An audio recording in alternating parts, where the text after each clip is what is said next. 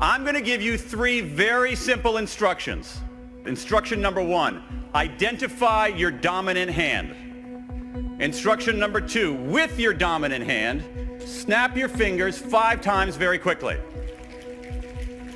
Awesome. Instruction number 3, with the forefinger of your dominant hand, the pointer finger of your dominant hand, on your forehead, draw for me a capital E.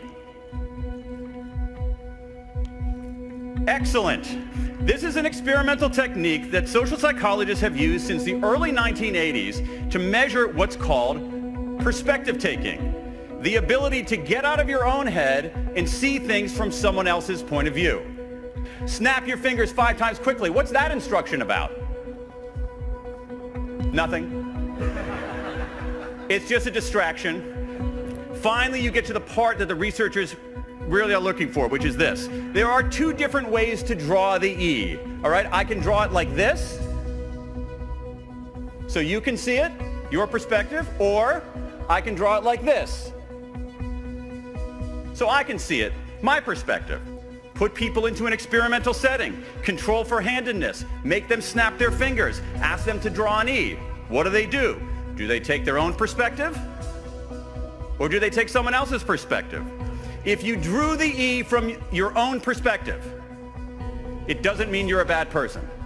Because what really matters here is context. In general, the more powerful people feel, the more their perspective-taking abilities degrade. All of you are about to become more powerful. Some of you will begin drawing the E differently than you drew it today. If you gradually lose the ability to see the world through another's eyes, all the experience and expertise you've accumulated will melt into a puddle of unrealized potential.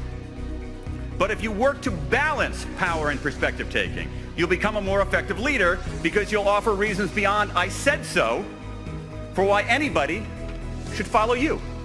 You will avoid what could be the biggest mistake that bosses, teachers, executives, government officials, and anyone else in a position of power can make.